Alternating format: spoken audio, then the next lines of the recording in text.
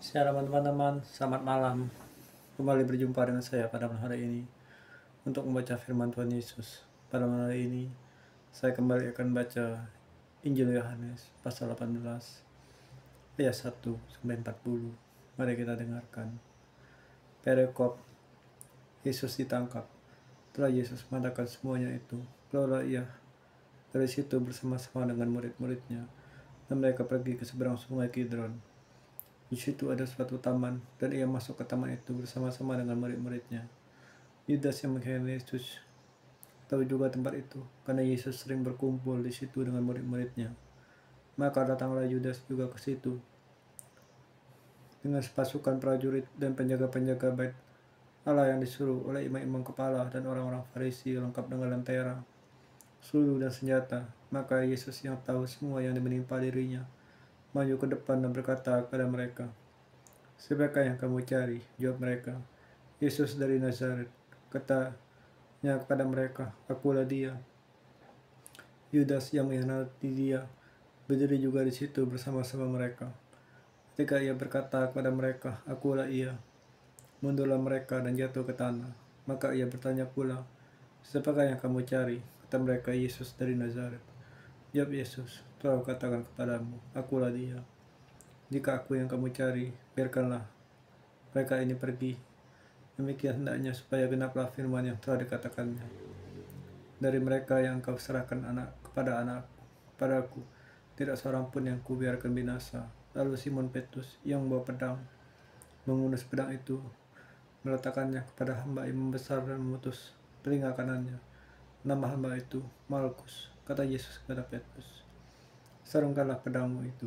Bukankah aku harus minum cawan yang diberikan kepada Bapakku?" Perikop Yesus di hadapan Hanas. Petrus menyangkal Yesus.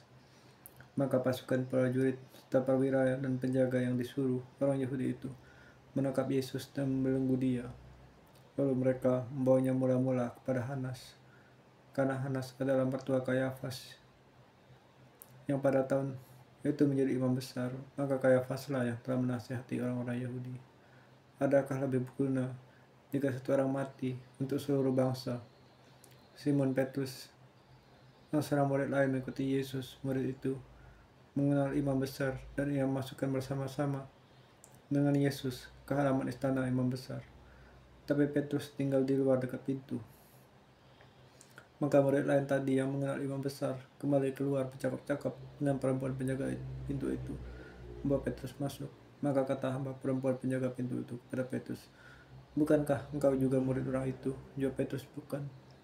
Sementara itu, hamba-hamba dan penjaga-penjaga bait Allah telah memasang api arang sebab hawa dingin waktu itu. Dan mereka berdiri berdiam di situ. Juga Petrus berdiam bersama-sama dengan mereka. Maka mulailah imam besar menanya Yesus tentang muridnya dan tentang ajarannya. Jawab Yesus kepadanya, "Aku berbicara terus terang kepada dunia. Aku selalu mengajar di rumah-rumah ibadah lain dan di bait Allah, tempat semua orang Yahudi berkumpul. Aku tidak pernah bicara sembunyi-sembunyi. Mengapa engkau menanyai aku?" Tanyai mereka yang telah mendengar apa yang katakan kepada mereka. Sungguh mereka tahu apa yang telah katakan. Ketika ia mengatakan hal itu, seorang penjaga yang berdiri di situ menampar mukanya sambil berkata, "Begitu kau jawabmu kepada imam besar?"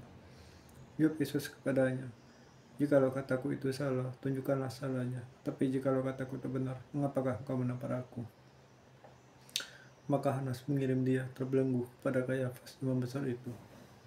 Simon Petrus masih berdiri berdiam. Kata orang-orang di situ padanya, "Bukankah engkau juga seorang muridnya?" Ia menyangkalnya. Katanya, "Bukan." Kata seorang hamba imam besar, seorang keluarga dari hamba yang telinganya dipotong Petrus, "Bukankah engkau kulihat di taman itu bersama-sama dengan dia?" Maka Petrus menyangkalnya pula. Dan ketika itu ia berkokoklah ayam. Perikop Yesus di hadapan Pilatus. Maka mereka membawa Yesus dari Kayafas ke gedung pengadilan. Ketika itu hari masih pagi, mereka berdiri. Mereka sendiri tidak masuk ke gedung pengadilan itu, supaya jangan menajiskan diri, sebab mereka hendak makan Paskah. Sebab itu Pilatus keluar, mendapatkan mereka dan berkata, "Apakah tuduhan kamu terhadap orang ini?" Jawab mereka kepadanya, Jikalau ia bukan seorang penjahat, kami tidak menyerahkannya kepadamu.